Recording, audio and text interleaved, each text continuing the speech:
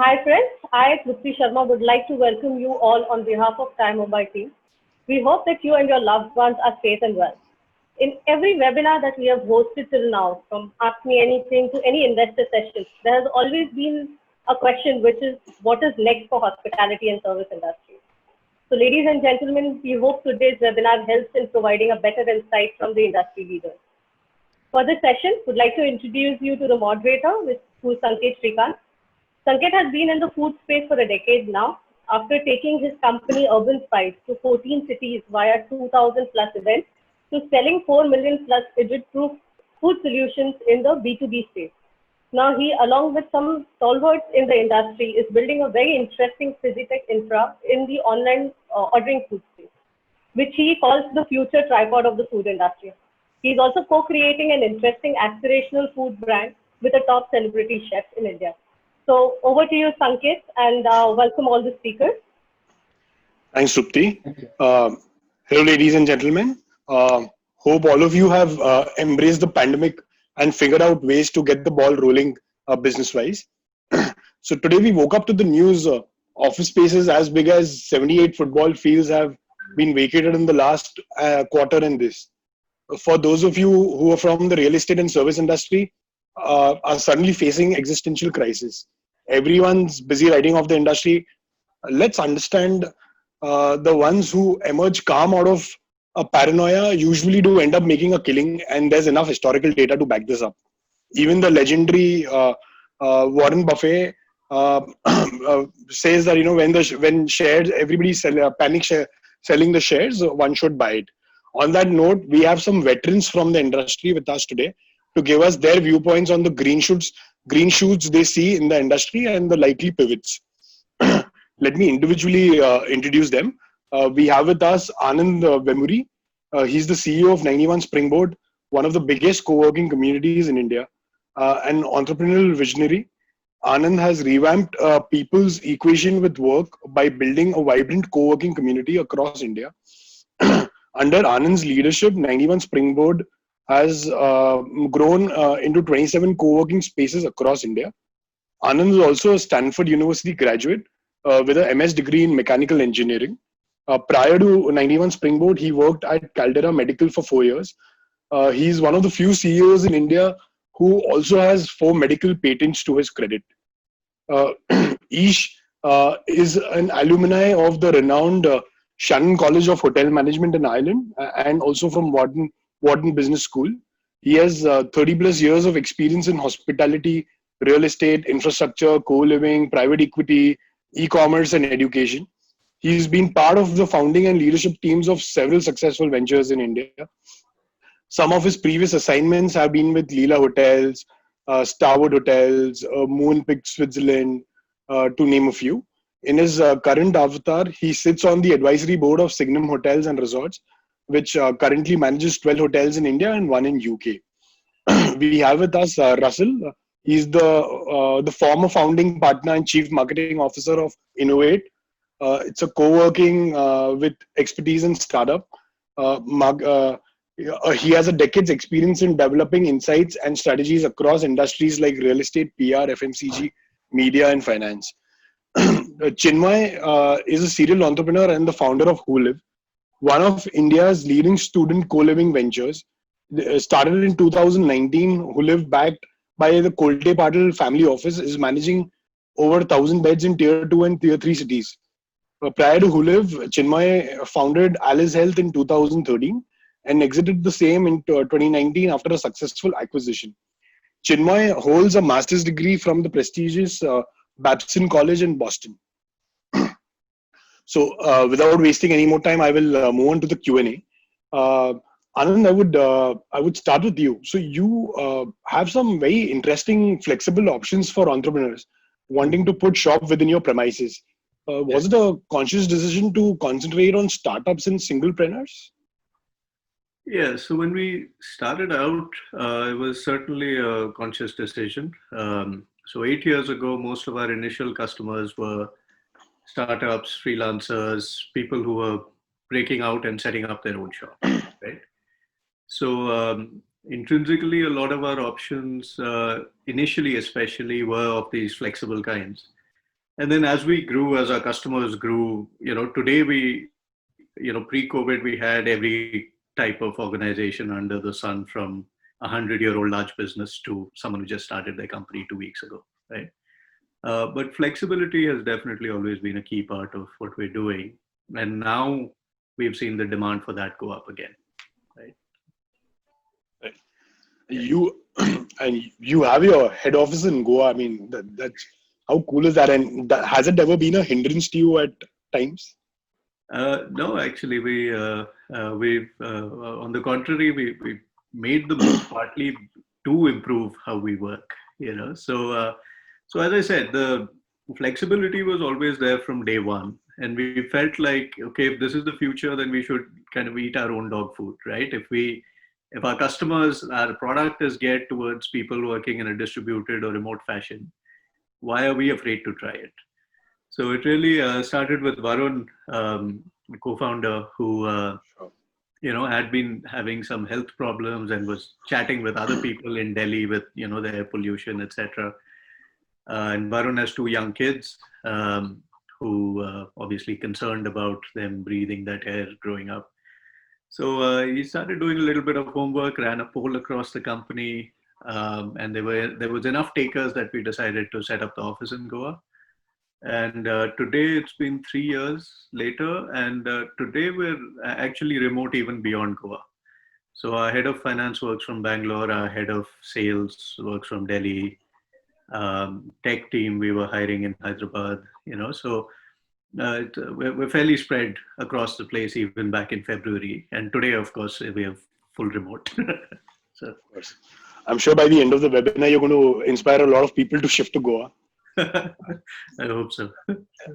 So, Isha, moving on to you. So your company, I believe, has been one of the more optimistic of the lot. And so while others are downsizing, you are out in the market scouting for properties, looking to acquire them. So please tell us a little bit more about the model Signum follows and about your expertise. Thanks, Sanket. I think as an organization, what we've done is we've said that, look, let us be a little more optimistic about the industry per se, because people travel. Tourism is not going to die, and neither is business.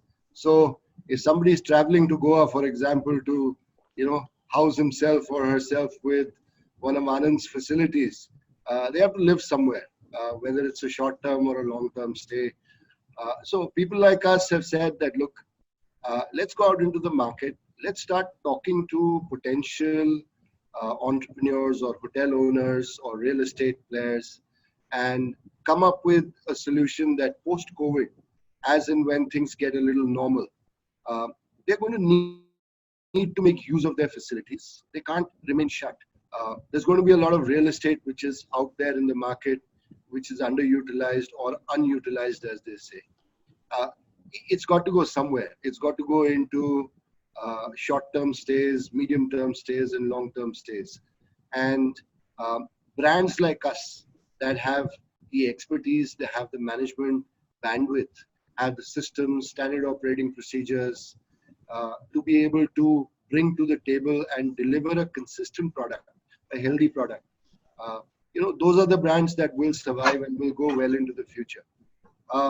We've, during the lockdown, we've engaged with over 80 plus entrepreneurs from around the country, primarily from smaller and medium-sized locations, who have got good assets, who need the expertise and who need a brand to be able to take them to the next level. They run facilities independently, but those facilities are not necessarily going to survive in terms of standards and stuff, in terms of driving business and revenues, if they go into the market without the support of a brand like ours. So we pride ourselves of being small to medium-sized as a hotel company. The prices that we charge our partners and our so-called potential hotel owners are in the range of far lower than what a larger hotel company would. So they need people like us, we need people like them, and we can deliver a good, consistent service. So that's been our perspective during the lockdown. Interesting. So, Russell, your team had a dream run, so to say. You got acquired by Oyo. Congratulations on that. Please tell us a little bit more about the Innovate model, and does it strategically make sense for Oyo to having all the three sectors of the industry under their belt? I mean, they own co-working, co-living, and budget hospitality. So yeah, thank you first of all, Sanket. And also, so initially, Innovate started off just like for the starter freelancers or the people who have a work. People who have a work has a needs a space to work. So we all started off with that with a single center in Connaught Place, and then we expand to Chandigarh and then Bangalore, and then we strategize on how this can be scaled up, this can be expanded, or revenue can be scaled up. And that's when we got into Y Combinator in Silicon Valley. And then we properly strategize and change our model, not only from startups to freelancer to proper enterprise, like more than 100 seats, 150, 500, so that we can whole range of industry that we can have us as a clients. So that's how we expanded. And after multiple centers and more than like around like 17, 18 centers that we uh, got approached by Oyo, and then we Oyo and Innovate had the same ideology of turning this real estate and property into this beautiful, as you can say, for hotels, or for us it's office and like places to work, beautiful places to work, and where you can connect with community. So that's how the philosophy match. But and then in India, like in real estate and hospitality is what is it's one of the only companies which is a unicorn status, and then can which we can learn from a lot in terms of expansion into other countries, Southeast Asian countries, China, US. So that is something that we thought that which will propel us, and which will with those capabilities, SOPs and processes, that we as together we can change the whole landscape of workspace in the country. And also answering to the questions like, yeah, to whole, because as you say, it's into hotels, and it's into co-living, hostel, co-working, because the whole mandate of real estate, the whole area of acquisition of whole turning spaces into places where people can use, like from waking up in a co-living spaces, then to working in a co-working spaces, and when you travel for business, you can stay in an Oyo hotel. So that is something that makes sense for Oyo and for us also. Sure, makes sense. So, Chinmay, please tell us a little bit more about the hooLiv model. It's very interesting that you've expanded in tier 2 and tier 3 cities, whereas most of your contemporaries have been targeting the top 7 cities in India, as we see. And just to add, also does the investment from a real estate giant help you strategically? Sure. Thanks, Sanket. Now, Sure. as you rightly mentioned beginning, that hooLiv is fairly young. We started late last year. That's when we actually got into the market. And maybe in the 8 to 10 months, we already have an inventory of about 1,500 beds that we are working. And the entire concept of hooLiv, Sanket, we have based it on 4, foundational pillars. One is that we're exclusively focused on the student segment, maybe an 18 to 23, 24 age group. We are not diluting the focus by including an executive housing and all that, because we felt that the requirement or the appetite of both these different groups is very different. So we can't be doing justice to both. So that's one pillar. The second is that, as you rightly identified, we are very bullish on the tier 2 and tier 3 cities, and for multiple reasons, I'll come back to that.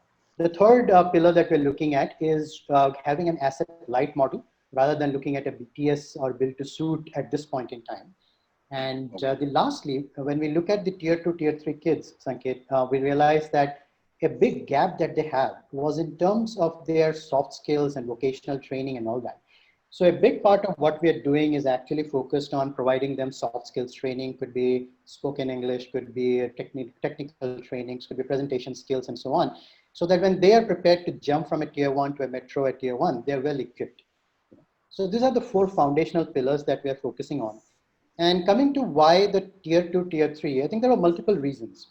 Now, contrary to popular belief, Sanket, we feel that the real growth market in India is going to be coming from tier 2, tier 3 cities. Just I think a couple of days back, there was an interesting article on Hero Motocorp where, the last 3-4 months, the sales have been driven majority from the rural India. And that is what their guidance is for the next few quarters as well. So definitely, there is people in tier 2, tier 3 cities definitely have the appetite. They have the disposable income, but somehow it's just the perception that, they're not willing to spend and so on. I think that's not true. That was one big reason why we looked at that. The second also, Sanket, was that, some of our contemporaries, as you rightly said, are focused on tier 1. The only difference between the two is actually in the quantum of the top line. If you can charge at 10,000 in Delhi NCR, you can charge not more than 2,500 in a Meerut. Right? But I think post-pandemic, a lot of the investment in tier 1 or 3. So there wasn't much difference. So we said that if we have to, kind of put in our capital or lock our capital, why not look at tier 2, tier 3, where we have a chance of getting a higher inventory, right? And then the third factor behind that was that, we slightly followed you could say the Komatsu and Caterpillar model. We said, hey, let these guys fight it out in the metros. We will encircle them in the tier 2, tier 3, and by the time they know, we're all around. So I think that was another guiding factor for us, why we went to tier 2, tier 3. And then I think coming to the last part of your question with regards to Koltepatal and why the strategic investment, what we realized, Sanket, is that this was a space which is neither for entrepreneurs to do it alone, neither is it for the real estate developers to make a mark.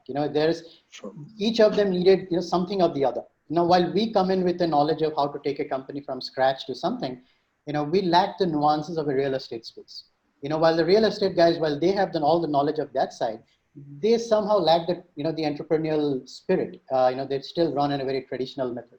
So I think that was a good fitment, and that's how we realized that let's look at some of the strategic investments. And apart from getting the knowledge on the cap table, it was and the money, of course. It was also the fact that being having a listed company on a cap table, it just makes your venture that much more credible, and it helps in you. And if we are looking at any further institutional rounds going forward, it makes it that much easier. And then definitely they would be opening a lot of doors for us as well, which they have already been doing. So those were primarily the reasons, Sanket, why we looked at the strategic investment. Very interesting that you're offering soft skills training to your customers. That's really interesting. Sure. Thanks. So Anand, coming back to you. So what green shoots do you see in your business? Do you see bigger companies shifting to co-working due to shrinking real estate? Do you believe that work from home is going to be a viable phenomena? And do you also see, the singlepreneurs especially vanishing from co-working and the ecosystem? Yeah. So I see all of the above. I will preface all this by saying that a lot of people are still figuring things out, right? So a lot of what we are seeing, there are some things that are here to stay, but many things that people are doing for now, right? So if I was to summarize, though, I think the overall, the one big shift is that flexibility in both location and timing is everyone's first priority today. Sure. Right? So if you look at, pre-COVID, I think co-working and, if I'm not mistaken, even co-living was about maybe 2% of the market, right? Of overall, 2% of overall commercial real estate, right? This is the entire industry, right? Not any single player. And the other 98% is where the shift has happened, right? So the economy as a whole has suffered, whether these were companies that were using co-working or not. And we'll see that recover over the next 6 months, 1 year. But the big behavior change has come from this 98% who were in this fixed investment, long-term lease kind of environment. And what they are looking at is, so some of them have moved to work from home. That has its pros and cons. Many of them are actually exploring working near home. So running a number of distributed teams versus a single consolidated office in the middle of the city, right? Many of them are looking at partial work from home, where you work from home 3 days a week, but come into the office 1 or 2 days for meetings and brainstorming and things like that, right? So they're looking for ways where, and in that kind of an environment, that a fixed infrastructure of your own doesn't make sense, right? Having this sort of gig economy kind of space as a service is really what they're looking for. So this is the sort of new trend that we've seen. We've already signed up a few customers. Just yesterday, we had a customer who bought 500 day passes. Wow. Single day usage, but 500. Amazing. Right? Okay. So these are the new things we're seeing, and we anticipate more of this going forward. For the sector, I'm overall keen because I'm positive because of this. The 98% who never looked at co-working are suddenly looking for flexibility, right? So I'm very, very bullish on the sector as a whole. Right? Yeah. That's the optimism that the industry needs. Yeah. So, Ish, so what pivots has your company already executed? These days, staycations and vocations are like the most commonly used words in the hospitality advertisement space. So, are customers really buying into these themes? Yeah, I think very relevant, and I'll take off from where Anand mentioned that people are buying 500 day passes. So similarly, in the hospitality business, what we're seeing as a trend is that destinations which were very hard to sell earlier are now becoming much easier to sell, because people want to go to locations where they're able to work, but they're also able to have some kind of a family life. So what you call a staycation or a workcation. They've got good connectivity in terms of being able to work from home or work from a hotel room. And in addition, what happens is the wellness bandwagon is now something which everybody is hopping on to. So healthy living, healthy working is something that people are really kind of beginning to drift towards. So as a company, I think we started getting inquiries from a lot of our potential partners, as well as people who we already work with, as to how we can move towards packaging our products more towards this particular perspective. So that's one piece of it. The other piece of it is city hotels, for look at their entire inventory, and they're saying, hey guys, can we convert one floor into an office space? So I know in the last 1 week, I've had at least 3 people call us and tell us, hey, can we convert one floor into an office space so that people can stay within the hotel as well as work at the same location, and be able to make use of both the team, the team bonding together or working together, as well as convenience, as to not having to commute towards an office space. What that does is it helps tremendously in ensuring occupancies. It helps tremendously in generating additional business, opening out new business lines. But at the same time, what it does is it helps us build relationships or partnerships with, say, for example, co-working spaces. Hotels, their core business is not to run office spaces. Their core business is to run rooms, food and beverage, housekeeping, etc.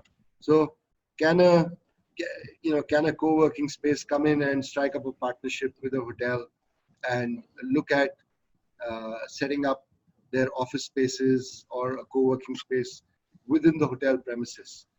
Those are kinds of trends that are, beginning to definitely come up. And those are trends that we're all looking at. We've had some success. We've had some good success in that area. And we hope to progress down that road. Sorry. There are other things also that are being done.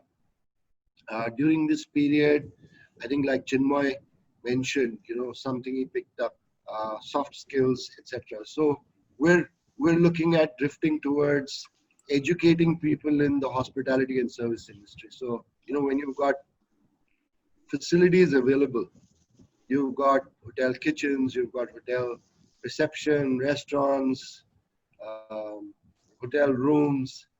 It's a great environment to be able to practically train our young workforce.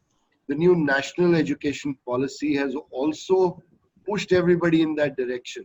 So you've got an opportunity where if you have the right kind of infrastructure and people to support you, I think you can do a lot towards contributing towards the skilling goals of the country. And hospitality is one industry, I believe, that trains people not just for the hotel space, but I'm sure, Chinmoy as well as Anand as well as Russell will agree that a lot of their employees would have come from a hospitality background. So, hospitality instills in you, customer service, sales and marketing, and various other attributes that we're very well positioned to equip people with. So, education and training is another one of those things that we're really looking at. It'll also help us ensure that, our own needs for a good, well-trained workforce, once the industry is up and running, in full, are also met. So it has, you kill multiple birds with one stone. So, those are some of the things we're doing. We're doing other things also. I think we'll talk more about that later. But these are some of the things we've definitely done already and we're really looking at. There are things on the food side. There are things, on various other initiatives. But, I'm sure we'll get into that a little later. Sure. That's an interesting food for thought you've left us with. Russell, what advice do you have to give to the entrepreneurs looking to build scalable businesses, especially in the service industry, since you just got an exit? So it's like maybe you can say for hospitality or service business or anything. So initially when we started out, we just started out to solve a problem for a large number of people, yeah, and to make something that people want. So that's the basic course of what we are doing for service industry. Also, we make a product so good, so beautiful, and so that everyone, like every entrepreneur needs, or in service industry user, every customer needs, every traveler needs, or anyone who wants to have a food needs, right? So the thing is to now, right now, if you want to continue with what any entrepreneur has been doing, you have to right now in times of pandemic, you have to focus on the core needs and the core problems of the customers. Or maybe what I can advise is just right now it's time to assess themselves, assess ourselves, and then talk to customers very regularly. Talk to them, maybe what the problems that we were solving before might have changed, because the needs and wants may have changed. So right thing is to talk to customers. And maybe for service industry, maybe as we can see, to make a future proof business, or maybe such kind of pandemics or natural crisis or calamities, maybe we can focus on service industry is to diversify their business or revenue streams. If you are just hotel on the rent of the hotels or co-working space, or only, so we might that need to diversify the revenue stream. So maybe create a different merchandise, different angles of revenue stream, so we don't depend on one form of revenue stream. Sure, makes sense. So Chinmoy, coming to you. So, what green shoots do you see in your co-living industry, and what pivots have you already executed?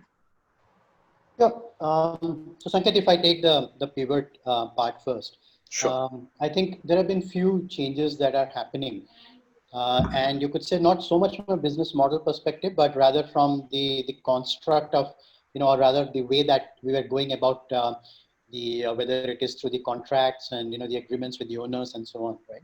Now, one of the fundamental things, if you look at the segment that we're dealing in, Sanket, a lot of the apartments and buildings that we were taking up, the rooms were pretty cramped up. Maybe space of for two people, there were like maybe four kind of camping up there. So it was very cramped up spaces, and also the first thing that we had to do is kind of free up those spaces, and we made a rule that hey, look, there shouldn't be more than two people sharing a room, not just because of the COVID factor, but yeah, just to improve the quality of life. So that's the first thing that we did, and still doing, in fact, is converting the every room to a double sharing or maybe a single. So that's one. But I think, Sanket, the bigger part of the change has come about in the way we were going about our contracts. Now, it was typically a you could say monthly rental or maybe annual lease and so on. But now, because the situation is so fluid and ambiguous, we had to incorporate a model of say revenue sharing, for instance. So if we are getting into a lockdown again, if there is a force majeure being invoked, then we have an option to get it into a revenue sharing model where if we aren't getting anything, we aren't paying the owner anything. I think that is a big fundamental change from the way that we were doing business. And luckily, the places that we are working on and the owners in specifically in tier 2, tier 3, they are cognizant of this fact. They are cognizant that things might open up, say in October, November, but Sure. there is all likelihood that we might again get into lockdown. Maybe next year, finger crossed, it doesn't happen. But we have to cover the base there. So I think those are some of the pivots that till now at least, Sanket, we have implemented. I'm not sure what the future holds. Right. Now, coming to the green shoots part, I think there are some interesting changes happening in the co-living space. Now, one is, if you take the entire case of liquidity, and we are definitely seeing a liquidity crunch just now, not just now, but I think it is going to be prevalent for a few months coming. So that has kind of, precipitated, you could say, to even the tier 2, tier 3 cities and, the base of pyramid and all that segment that we're looking at. Now, in order to, one of the things that have suddenly happened because of this liquidity crunch is that there is an element of rationalized spending, coming through. So a lot of kids maybe or students who would have preferred to take up a 1 BHK or a 2 BHK separately, now suddenly have started realizing that even though the rentals could be low, but once you add up all the amenities and the frills and everything, you're suddenly looking at a higher expense. Whereas if you are looking at a managed operator like us, where you have an all-inclusive package, you know where your ceiling is in terms of your spending. So you can plan it out better, you can budget for it better. So I think that rationalized spending is something that is happening. Now, another big thing that happened, Sanket, during the whole pandemic is that in these cities, a lot of the hostels were managed by, you could say, it was a very unorganized sector. It still is. Sure. A lot of mom and pop hostels and so on. Now, the moment the lockdown was announced, they pretty much, gave maybe a day, 2 days notice to the kids and asked them to vacate. So there is a bit of, resentment from the students community as well that, hey, we couldn't be, we can't be treated in this manner. And so when we are now, kind of looking, reaching out some of the new properties that were onboarded last week itself, when we reached out to the students that look, we are more of a managed operator and the situation that you ran into, it's not going to be happening again. The reception was certainly much better. They believe that, yes, if somebody like this could manage it much better than an individual owner doing that.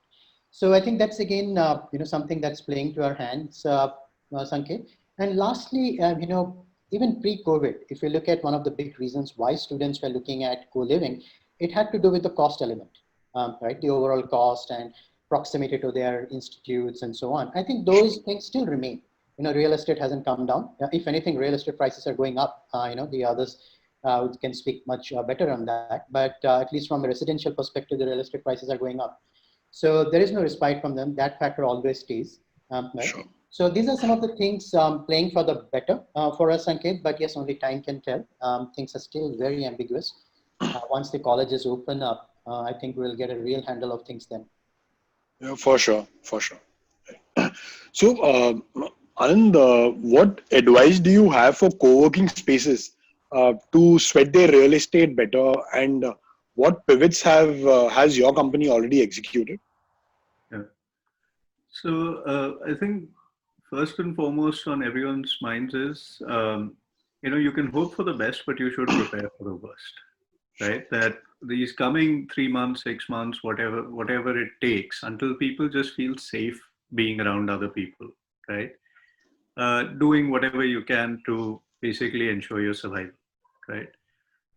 So it's not so much a pivot, but I think it is more of a, what we see from the market is that 90+% of the people who used to use an office will continue using one post-COVID, perhaps in a different form, right? The product may look different and so on, but all of them, 90+% of people are pretty sure that you lose a lot by working from home. Sure.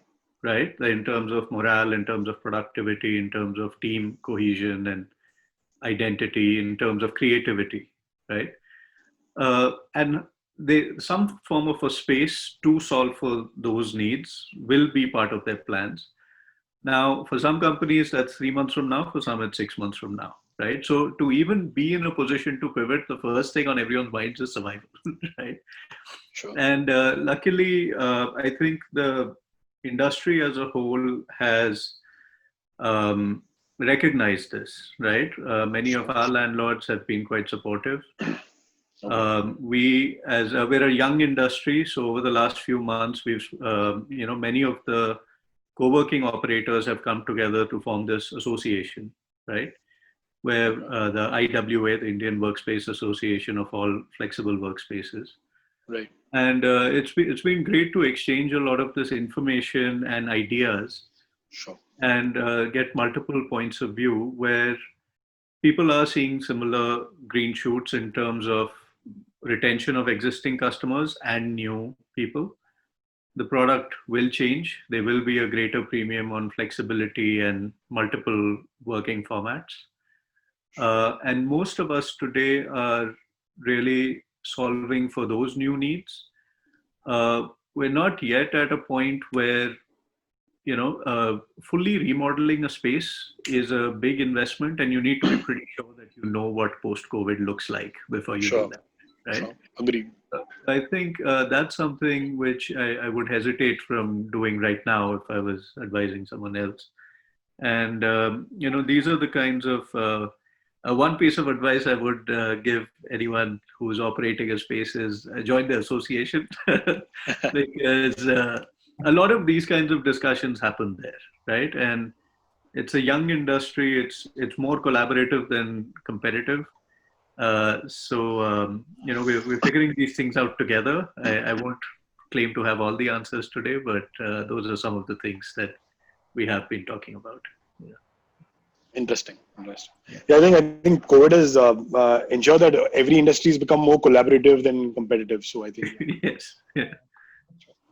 So, Ish, how do you think the pandemic is going to affect the human capital and operations in the hospitality and the service industry, so to say? Yeah, interesting question, Sanket. So, human capital is, hospitality industry has always been a very people-intensive industry, firstly. So, it's always been human touch, hospitality, wherever you go, there's somebody waiting there to greet you. All that is now something that's going out of the window. Now you're seeing more and more machines meeting you wherever you go. Right from the time, you try and make a booking. Now it's all automated. Earlier on, you could call up a reservation center and make your bookings, but now everything is automated. There are chatbots, there is online booking. Not that COVID did that. It was happening well before COVID, but now that's going up to the next level. So the human intervention in the hospitality business is coming down tremendously. So from the time you enter the hospitality establishment, from the time you enter, maybe whether it's a restaurant or a hotel premises, let's take a hotel for an example. all your check-ins are now automated. You can actually check in through the app prior to coming in. All you need to go and do at the hotel counter is you need to pick up your key card and go into the room. Why? Because it's all, biometric, facial recognition. Hotels are implementing such systems. You go to a restaurant, it's now, one touch system where a entire menu, is automated. So all you need to do is touch the screen and your orders are already there. Those things are now taking out the human element in the business, but not to say it doesn't throw up a number of other opportunities. It throws up a lot of other opportunities.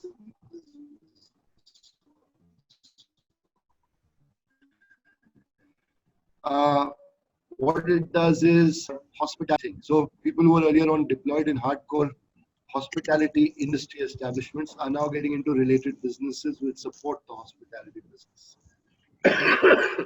So you've got guys doing making, for example, if you go into a hotel now, there are sheets that are made purely for COVID. So these are disposable sheets. So you've got sheets being used and thrown. There is nothing known as sending a sheet into a laundry for a wash. That's become an industry. Chemicals, cleaning, applications that help in the hospitality business in different ways. Those are becoming big. Security, tracing of, screening and tracing of baggage, of all material that comes into the hospitality establishment. UV is being used in a big way. So, the opportunities are endless. It depends upon how you create them. However, having said that, a lot of people have lost their jobs in the hospitality business. Why? Because when hotels shut down, it is extreme.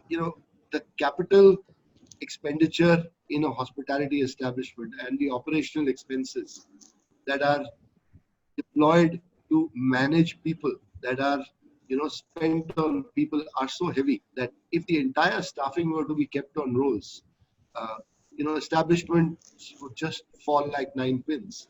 I don't say we should be doing that. Sometimes it's a necessity in order to make sure that establishments survive, companies survive. You're going to see a lot of hospitality companies probably end up merging or folding up for survival. Sure. It's hard to say, but, it may happen. Larger groups will survive. Why? Because they've got staying power, they've got deep pockets. In today's newspaper, if somebody follows, the hospitality industry, you would have read that the Intercontinental Hotel Group and Accor, two of the larger players globally in the hospitality business, they are looking at merging. Now, merger of two large hospitality giants like Intercontinental and Accor means something. Sure. It means that people are really fighting for their survival to make sure that they're able to go well into the future. So manpower needs to be redeployed, retrained and redeployed. So like I said, one of the things we're doing is we're looking at reskilling people. We're looking at training people for other businesses and industries, because education and training and ensuring that people are equipped to tackle multiple tasks is something that will never stop. And there's always a demand for good people. That's the way I see it. We're looking at helping people become entrepreneurs. So we're pushing people into entrepreneurial ventures where we're telling them, look, we will give you inputs, go out and do it on your own, rather than see people sitting idle and doing nothing. So all those opportunities are there. There are people who are now good F&B guys are now beginning to go out and look at how they can turn into entrepreneurs. Good chefs are beginning to go and do that. So, manpower will suffer in the short to medium term, but I think in the long term, which is about, I would say about six months plus, 6 to maybe 8 months plus, I think things will see an upturn. As and when hotels get back online, I think this situation will change drastically. In fact, my next question to you was going to be, do you see consolidation in the industry? But I think with your example of Accor and Intercontinental, that sums it up. Yeah. So I think consolidation is going to be a big word, not just in India but globally. Sure. And you will see consolidation can be looked at in another way also. So consolidation is one of those things where even smaller hotel companies, companies which had 2 hotels, 3 hotels, 4 hotels, sure, they are now looking at ways and means of surviving, because the infrastructure that they need to be able to compete with larger hotel companies is costly. It's not something that is cheap. Now, would you rather be part of a group that has 20, 30, 40 hotels and can reduce your cost drastically, or would you still run your 2 or 3 hotels and pay a much higher cost when you know very, very clearly that the paying capacity of your customer is going to reduce over a period of time?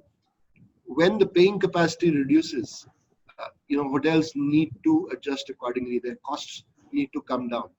Their cost of making a booking, so acquiring a customer, is a costly proposition. How do they acquire a customer? Are they able to acquire it much? Hello. Purchasing power of a 30 hotel group would be far better than purchasing power of a 2 hotel group. So I think these are several things that need to be looked at, which will be looked at well into the future. And I think those are things that we believe we can capitalize on, because we can bring lower costs to companies, to individual hotel owners, to companies where we've seen 2 or 3 hotels that an owner-driven group is managing. Are they able to manage it as effectively and bring overseas as well as domestic clientele into their hotels? So I think the answers are there. The answers are there for everybody to see. It's simple business logic. Sure. It all depends upon each individual owner or a group, whether they see this logic or they don't. Sure. The ones who see the logic will survive. The ones who don't, may not. Who knows? I think that only time will tell. Fair enough. So, Russell, what would be the sensible ways for startups to raise funding in these times, and what sectors would you bet on post-pandemic? To raise fund right now, I think it has to, it has to depend on the founders and the investor whether they want to raise it right now, or maybe after check out the industry for a bit. As Is has said, also, maybe you can look at your numbers, you can look at your finance, see how much time you have, how much runway you have. Every founders, every owners have to evaluate this, analyze this, and maybe, and like how much can they retain the customers, how much can they acquire the customers, and then if you figure out all these numbers, and if you think can at least like survive the next like 8 months, that's like a very optimistic thing that I'm saying. If you get that runway through, and then maybe if the market and the customers get more upbeat about it, I think you can survive without a funding or maybe investors also. So, and there are different ways that's now opening up in terms of investors also. there are many institutionalized funds, and then maybe debt, then loans. And in Silicon Valley also, there's a new type of funds that coming out called rolling funds also. That's a group of limited partners forming together and creating a fund for the industries and sectors they're interested in.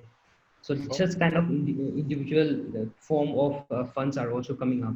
I think every entrepreneur should look into it, or maybe just reach out to investors, maybe like funds, or Sure. maybe independent people, right? And talk about it. Maybe then I think looking through it, I think people will. Uh, Coming to the next question of upcoming industry, I think not only in service, but if you talk about Sure. other industry, that's like edtech is like on fire right now. Like upskilling also for people, also for staffs also.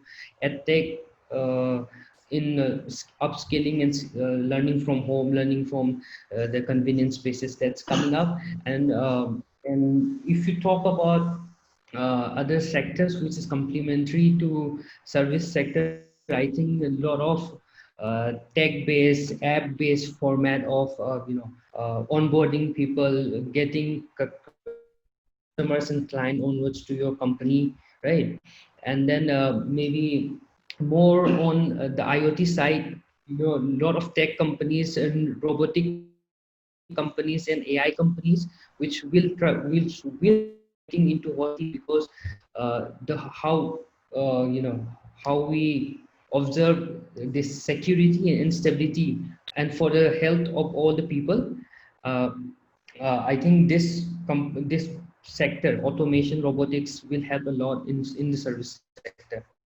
uh, and that is something. And also maybe manufacturing companies or other companies which is specialized in providing such safety materials or services for the hospitality industry also. So there are right now there are a lot of hospitality industry in around all around the world that is working on maybe more germ-free clothes for their hotels, for the germ-free materials for their handles, and for more easily cleanable tiles, flooring, walls, etc. So a lot of industry that is working to make it seamless. Sure. I think we know what Russell's going to be doing post his sabbatical now, from the sectors that he's going to be betting on.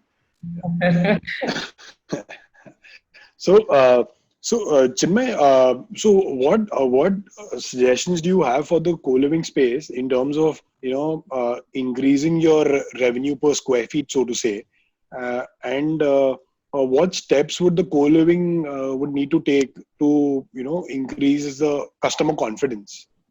Sure. Great questions, Sanket. I think, you know, increasing the revenue part per se, in before the pandemic, I think it was a tough thing for everyone, and continues to be so. Simply because when the students are coming onto a co-living property, the ceiling, they always have a ceiling with respect to how much they can pay towards the accommodation. So whether you give them a Taj experience or whatever, they aren't going to spend beyond what they're budgeted for. So the ceiling was always there. That's something which is very tough to break. So what is happening, or what should happen rather now, Sanket, is that a lot of these peripheral services that we are providing, which we call as a value-added services, those are some of the opportunities that we can use to, increase the revenue per student. So when we talk about, say, the vocational programs, the spoken English courses, the trainings, and so on, those are good opportunities to engage the students meaningfully, improve their employability, and at the same time, we have an opportunity to encash on. The other thing also, Sanket, what we're trying to do is that, given our backgrounds from the tech world, we are trying to source also some projects from the technology world. Maybe, it could be simple application developments and so on, where we are now engaging the students to be part of it and building it together. So not only does it foster a sense of community, but they're also at the same time, meaningfully engaged in doing something. And at the same time, those are all can be monetized. So I think that is how a lot of people are looking at some of these innovative ways to increase the per student revenue. But from a pure rental perspective, it was and still continues to be tough, right? That's something that cannot be broken. The second part of it in terms of, kind of inspiring the confidence again, I think, Sanket, from a short-term perspective, it has to be related to COVID for sure. What are some of the protections we are taking against COVID? How we are restructuring our properties? What are the plan, operational, procedural, plans that we have? The COVID combat plans in terms of sanitization, ensuring hygiene, ensuring there is no overcrowding of the common places, and so on. I think the narrative has to be built around that. That is something on top of everyone's mind, whether it is a tier 1 or tier 2 city. The parents are concerned about that. So I think that is something that we have to do. The other also a different thing that we're trying to provide to all the students, all the in our properties, is also provide them a COVID insurance. So we're providing them an insurance plan, which we are taking care of completely, so that they have a basic COVID coverage and so on. Because given again the demography that we cater to, somebody getting hospitalized for a COVID is certain an expense which they may or may not be able to bear. So having some sort of protection around that could be useful. So from a shorter term, Sanket, there is whether it is a co-working or a co-living, the narrative has to be around COVID, COVID management plan.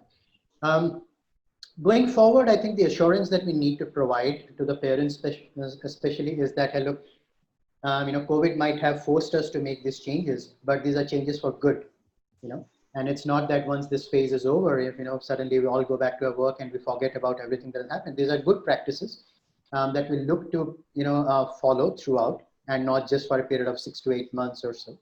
So I think that's how we need to build that confidence specifically when we look at it. It has to do with the parents and so on, get them back and ensure we are not, following all the protocols and so on. So those would be my few cents. Sanket. Makes sense. So, Anand, do you want to speak about that a global education program tie-up that you have in place? Yeah. So I think as others have also touched on, the needs in this new environment are quite different, right? Sure. So we've been working on, in fact, a number of things, starting from,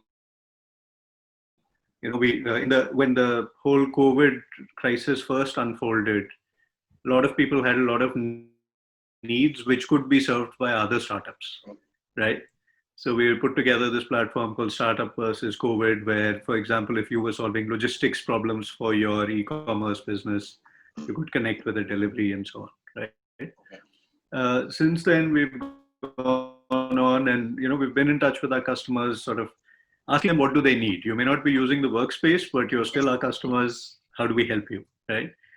And one of the things that came up quite consistently was the need for skill development, education, ongoing professional development, and so on. And obviously outside our space also, this has always been a fairly large sector in the country. So we've tied up with the University of Arizona, which is a top 50 university globally, and their online program in particular is quite well known, right? They are now offering programs in India, and we've tied up with them both for for people to obviously avail of their online courses and so on. But one of their theses, which we believe in, is that peer interaction is still a big part of learning. Right. If you compare like Coursera completion rates to University of Arizona completion rates, right? Quite aside from the fact that one is a real degree and not, but even otherwise, that working and learning alone is not something that is very attractive or conducive to real learning, right? Sure. So we're very excited about this. We've had we just launched it 3 weeks ago. And we've had already, I think, more than 3,000 people sign up for it. That's awesome. And especially for professionals looking for ongoing learning, the prospect of being able to do an online program for a real degree, not a diploma or certificate or something, that seems to be quite well received, and we're excited to see where this goes. Amazing. So, Ish, has the relationship with hotel owners and online travel agencies changed for the better during this period? Hotel owners are now looking at how do they get more out of the online travel agencies, because getting that business, getting it through the digital medium is going to play an even larger role in times to come. However, not everybody is capable of doing that because it has its own costs, and that's where groups like ours, which have multiple sales offices and have a relationship with the OTAs, online, other online GDSs, etc., are in a good position to take that as a USP and take it to an individual hotel owner at a small location and tell him that, look, I will be able to get you more by way of value from an online travel agent than you would individually yourself. So volumes always talk. So we're saying we will make use of those volumes and we'll make sure you get it. We've looked at the possibility of incorporating a lot of technology into our own websites and making sure that if we were getting X percentage of our bookings through the online travel agents, are we able to chip away some of that booking that we are getting from an online travel agent and encourage an individual to come directly to our website? Because that reduces our costs. Sure. That reduces the cost to the hotel owner also at the end of the day. So Sure. I think a lot of these things are happening. Online travel agents will always play a very, very major role in this business. There's no discounting that fact.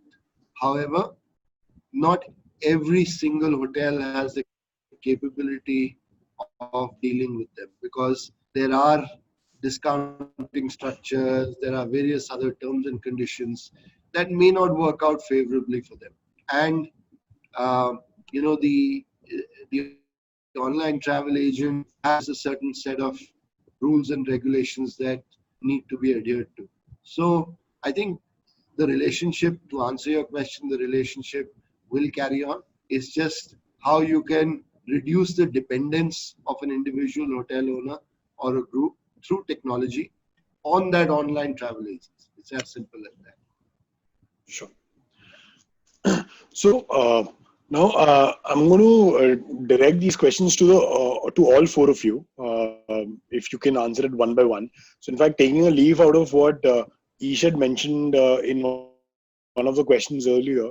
So how can all the three sectors within the service and hospitality industry that are being represented today work together? Building and how important a role will F&B play? Can cloud kitchens, which is the new it word today in the food industry, piggyback on your infra and can it be a win for both the parties? So if we can start with Anand. So we've seen people both for short-term and even medium-term uses wanting to live, work, everything in the same place. And live and work is not just sleeping and sitting at the computer. It does include things like the gyms and stuff that you've mentioned, right? Companies as well are much, much more open to, the concern with work from home is not that the person is not sitting in my office. Their concern is they want the person to be have a productive environment, meet some of their colleagues, have a separation, that mental health of not sitting in your pajamas all day and just doing work morning to night, right?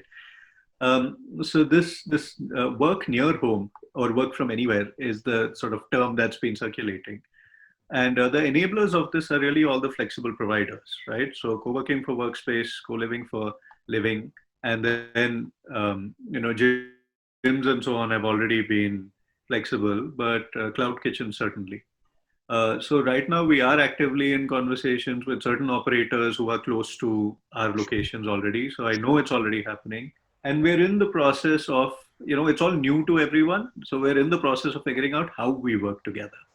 The fact that we'll work together to me is a foregone thing, right? That's already happening. Yeah. Interesting. Ish, if you would want to take on this? Yeah. So I think there's no option but for all three of these segments to work together. So that's my first and very, very clear answer. How you work together, like Anand mentioned, we're all trying to figure out how we work together.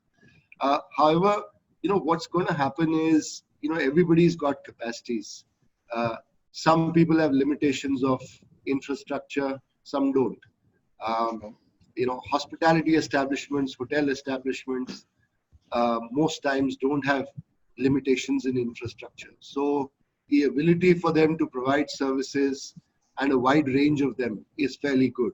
So I know for a fact that there's tremendous opportunities for co-working spaces to come and so-called co-locate with hotel premises and work, and run establishments from there. So both organizations bring what is core to their ethos or core strengths that they work on. They bring those to the table, and they're able to satisfy the end customer a lot more. So that's one perspective. Second perspective is, can all three be housed in one premises? Of course, the new so-called mixed-use developments that are coming in, the build-to-suit facilities. So I'm sure Chinmoy has heard a lot of the terminology called BTS facilities in the co-living and student housing space.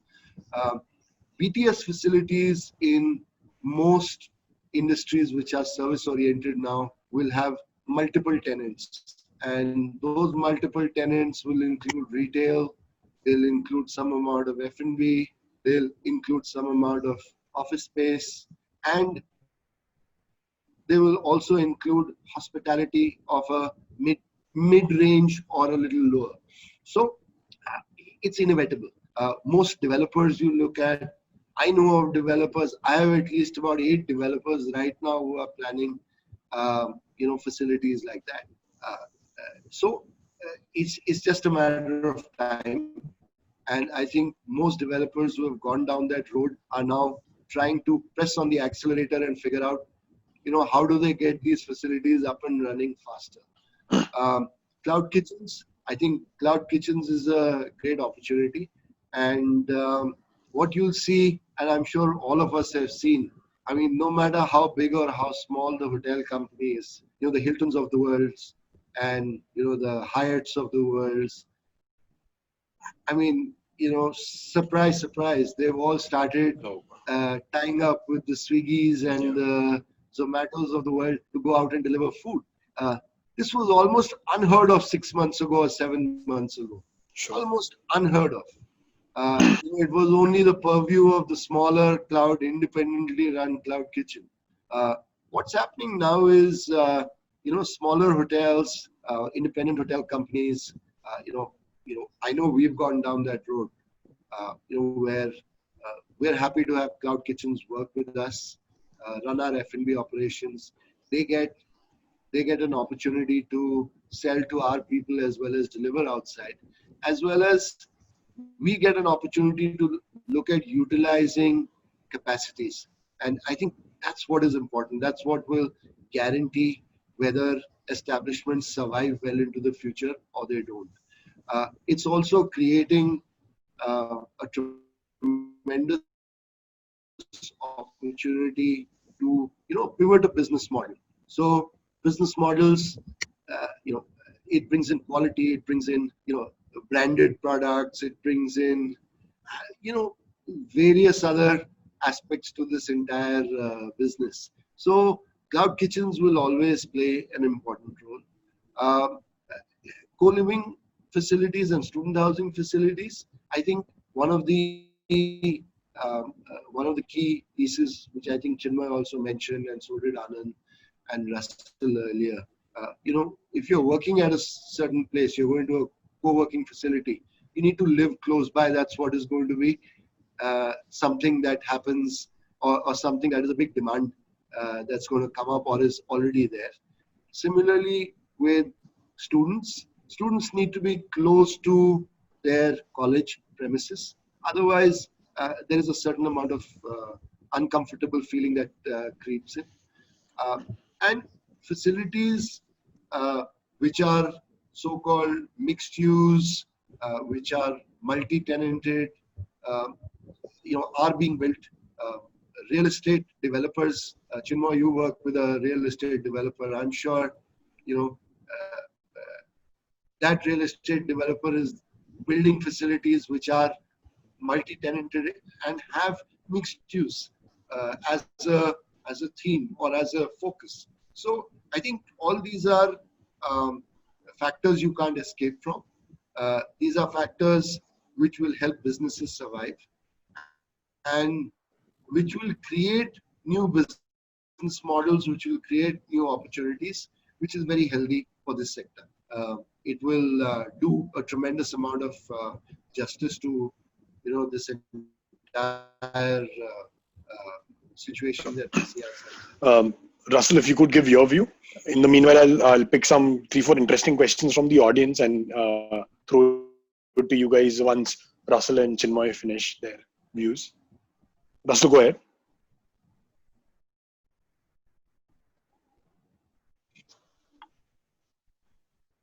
Russell, can you hear me?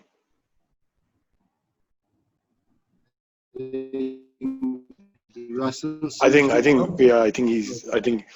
Chinmoy, do you want to? Sure. Go ahead. Sanket, can you come again on the question? I lost a bit on the last part. I think it's on the integration of the three services. How can all the 3 segments of the service industry collaborate, or can they be within a building? Sure. Can they cross-sell each other, and the role of cloud kitchens? In fact, as mentioned by the others, it is already happening. Sanket, it's a very popular model, at least in Southeast Asia, where you have co-living and co-working in the same facility. It is already happening. Having said that, from a very hooLiv perspective, since we're looking at a student demography, the co-working part may not go very well with our facilities. But having said that, Cortepartle in fact has another co-working in their portfolio company. In a portfolio, and both of us are in fact looking at a big property in Lucknow, which could be housing both a co-working and a co-living. Right? We are embarking on that, but I see definitely a greater synergy at the current moment, Sanket, with the cloud kitchen part. At least even in one of our locations in Meerut, we have a sizable number of beds now. So we are in talks, with people to see if we can have a cloud kitchen facility to kind of provide the options to all our students. So currently the synergy with cloud kitchen is definitely higher, and the co-working part may come in slightly later for us at least. Sure. Russell, are you there? I'm back. There was some internet. No problem. Yeah.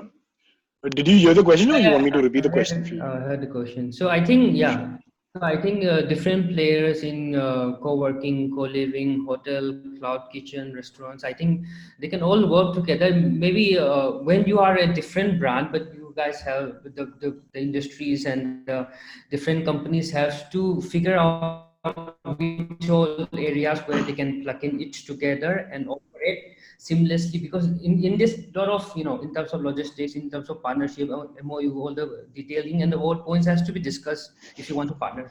So that's another model. That's the model where different companies partnering together.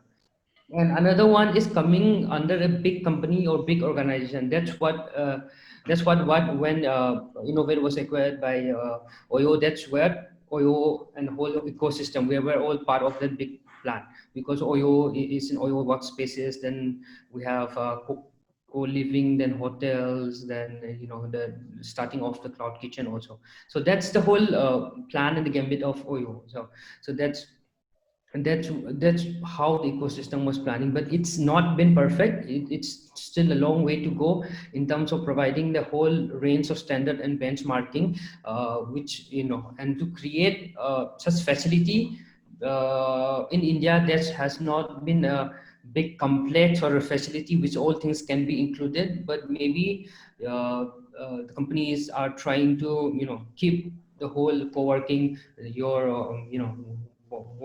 hotel, office, home under the same vicinity and a few kilometers only. And in COVID times also, one fact we have, all entrepreneurs and organizers have to look at the basic facts of human behaviors, that work from home is not sustainable for a long term. People have to go out every few days of the week to work and collaborate, see face-to-face interaction. Yeah. And people have to travel also. So all that things should be plugging into the whole So ecosystem. I'll quickly take some questions from the audience chat boxes. So there's a question from Satwik directed to Anand and Chinmoy. So what is the role of brokers in real estate procurement, and how integral is their role? And has flexi and single seats moved to cabin and partitions? I've clubbed two questions from Satwik and Samir. Okay, so I'll take a stab at that first. So the brokers remain quite important, especially in this scenario, because workspaces for most people, it's not a standard product, right? There is an element of these are my needs, this is the nature of my operation, etc. Right? Now, certain uses can be standardized, but when you're procuring the real estate itself, and it's a fairly involved process in terms of diligence and vetting it and so on, right? So the human intervention and someone who knows the local market, knows both sides involved, is quite important, right? So we continue to work with brokers of all sizes on both the building owner side as well as the customer side. Many of our customers also use brokers for the same reason. I think the second question was about flexibility. Right? The flexi seats moving to cabins. Yeah, so the infrastructure and the flexibility are actually two different things. It's possible to have a flexible cabin also, right? If you timeshare it with someone else, Okay. So there's definitely a move towards private enclosures, right? That shared open office environment, as of now, at least, people are not so comfortable with it. Sometimes, if it's a single large company taking the whole open space, the people within that team are comfortable with each other, right? They see each other every day. They're not necessarily always as stringent about distancing and separation with their own team members, right? But overall, I think pre-COVID, about 50% of our inventory was private spaces. We are expecting that to go up, and we're fairly quickly, right? Now, the other kind of flexibility is not so private spaces, there's more demand, but there's also more demand for flexi seats for the same reasons I said earlier, where people don't want to come to the office every day. Right. And if I'm coming every day, why should I pay for this space 24/7? Right. So how do we do time sharing is something that we're now doing. So Sanket, just to chip in on the broker part of things, it really the broker per se in a co-living industry, the role isn't that prominent. Simply because of two reasons. One is that on one side you have a BTS model where you are essentially building your own structure and you're negotiating directly with broker. And the other side, when you have a asset light model like ours, It really depends whether you are, your presence in a particular city. So, for instance, if we want to look at Pune, for instance, we have sufficient bandwidth there to do our own scouting. We have people on their feet to go, look at the properties, and they're also not that difficult to come by. Existing properties which have been run as student hostels, and so the owners as well are aware of the whole concept. So the role of broker.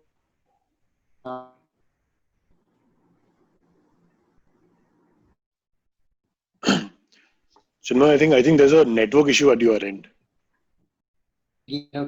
Them and ride on their expertise so that you have a foot on the ground, right? Or expertise. So I think it depends, Sanket, on where we are with respect to the journey. What is it that we exactly want to do? But from a co-living perspective, I think the role of broker is not that important. Sure. Anand, there's another question for you. So apparently there are a lot of large offices which have started offering their spaces as for co-working facilities. So is that a threat to you guys in terms of extra competition? And there is also a question: how can one join the IWA? Yeah. So I'll take the first one. So this is so many companies that have a space that they're not fully utilizing. They'll obviously want to monetize it somehow if they've already signed a long-term lease. And actually, in many cases, we are the people they are talking to run it for them. Right? That if they want to turn the existing space into a co-working space, then it's a logistically fairly challenging and involved industry. So they need an operator for that, right? Which is something we're talking to them about. And see, really what it comes down to is there is going to be this extra supply coming on. And does the extra demand, is that greater than, equal to, or less than this extra supply? Right? So as I said, co-working was 2% of the market, commercial real estate market before this, right? And in many cases, people are just terminating their 5-year lease, dealing with the termination penalties, and then signing up at a co-working just to make a clean break. And in other cases, they're doing this. But as of now, at least my feeling is the new demand for co-working is greater than the new supply. Makes sense. And as far as the IWA goes, to join it, you can just go on the website and shoot us a message. There's a WhatsApp group also that we use to, just chat informally on an ongoing basis. But the website is probably the easiest way to make sure it doesn't fall through the cracks or anything. Right. Yeah. So I'll just take this last question and for the questions that have not been answered, you could please send an email to the email IDs mentioned in the chat box, and we will take it offline with the speakers. The last question I'll take is, so that question is addressed to you, Chinmoy. It's so post-COVID, USP should be price benefit, expense capping, or just professional hygiene? Yeah, it's not one USP fits all. I think it really depends on which segment you are. The segment that we are, I think expense capping is of great significance for us. People are worried about, their spend. They want to have an estimate of what's their spending going to be throughout the year and so on. So expense capping is something that's going to be of significance to us. But in talking about co-living industry in general, if you look at executive housing, for instance, I think professional hygiene would be something of a big factor there, right?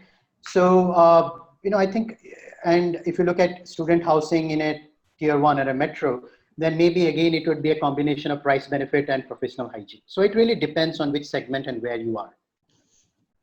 Sure. So I think the insights you guys gave were like awesome. I think it was. I'm sure everyone from this industry must be feeling a lot more optimistic after listening to you guys. I'll hand it over to Trupti to give the closing remarks. Trupti? Yeah, and I was so engrossed in the conversation, I completely forgot I had to unmute myself. So I hope everyone in the audience got some great insights. I do see a lot of questions which have gone unanswered. So please just drop in a one-liner question or connection request that you have. We'll be happy to get it forwarded and get it answered from the speaker. So apart from this, we have the next webinar coming in. I'm just putting across the details. And we also have a retail webinar, which is Future Fast Forward, which is scheduled for tomorrow at around 12 noon. And for the next week, we have workshop on design thinking and business model creation. So please just go on to our social media, follow us there, and looking forward to hosting you guys again. And thank you so much, all the speakers, Anand, Ish, Russel, Chinmoy, Sanket, thank you so much. And over and out, guys. And yes, the recording will be available on YouTube. Thank you. Thank you so much, everybody. See you. Thank you so See you much. guys. Thank you. All right. Bye. Thank you, guys. Stay safe.